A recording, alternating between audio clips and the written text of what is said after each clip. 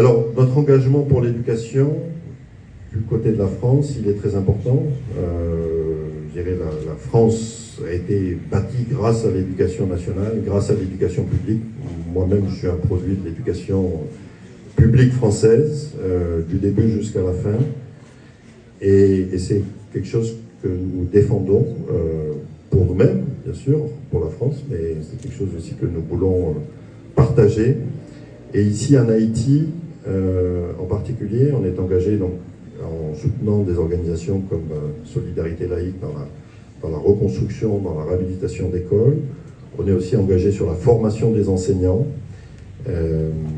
On travaille également avec le ministère de l'Éducation nationale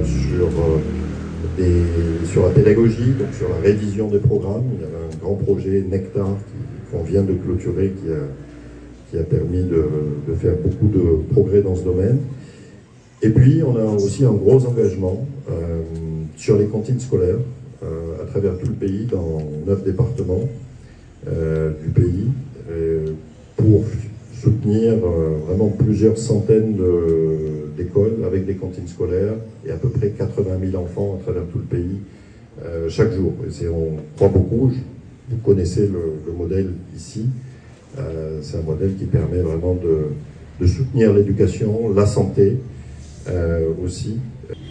Ce projet fuit d'une volonté collective et d'un travail acharné est le symbole de notre ambition pour le développement de notre commune et le bien-être de nos jeunes.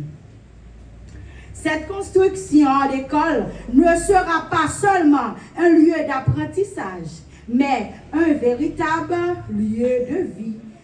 Permettra à nos élèves de grandir dans un environnement stimulant, propice à l'acquisition des connaissances et au développement de leurs talents.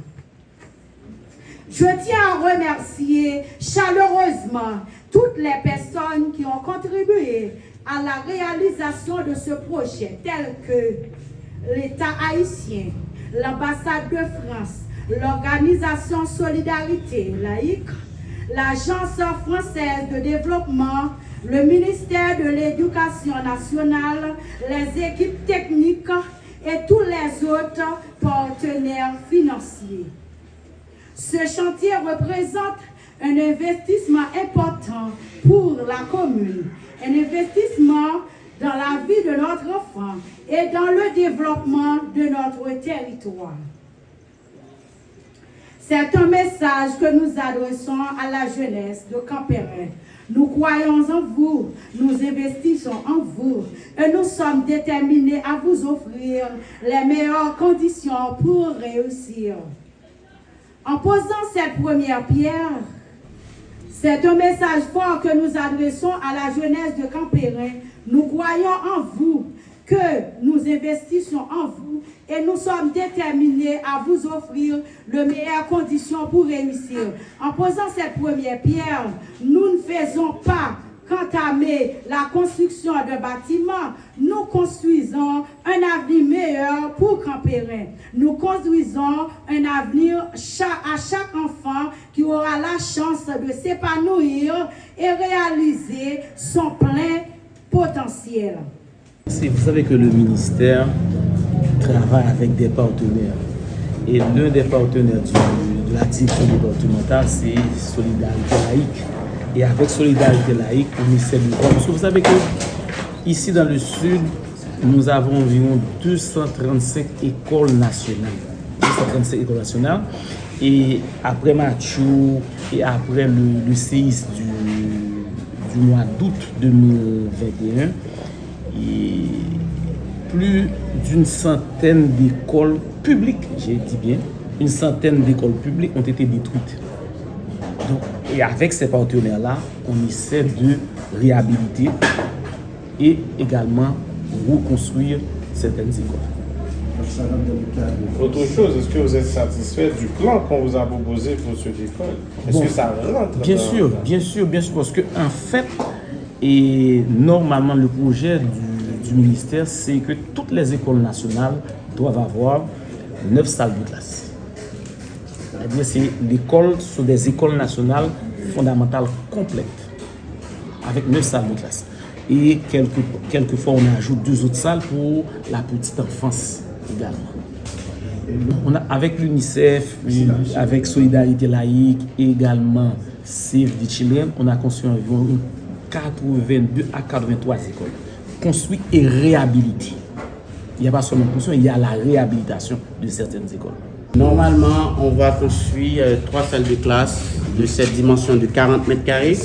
On va construire une grande salle qu'on appelle salle polyvalente, qui va être sur 140 mètres carrés, qui peuvent être se diviser en 3 salles de classe. Pourquoi on dit salle polyvalente? C'est parce qu'avec 500 élèves ici, 555 élèves ici, quand il y aura la réunion des parents, il faut qu'il y ait un espace qu'on peut accueillir les parents. Donc du coup, l'idée, cette salle va être divisée avec des structures légères pour les salles de classe, et quand il y aura la réunion des parents, on va avancer les structures légères pour transformer ça en auditorium. Ou quand il y aura d'autres activités culturelles pour la communauté et pour l'école. Donc c'est pour cette raison qu'on appelle cette salle polyvalente, qui va à la fois des salles de classe et à la fois d'auditorium ou salle de réunion ou salle quand il y a une campagne avec le ministère de la Santé publique ou d'autres entités de l'État qui veulent utiliser l'espace. Alors, je dois ajouter pour M. Junior, pour M. Percy, disons.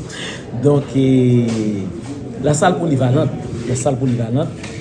quand il y a classe, cette salle-là va être divisée en 3 pour la petite enfance.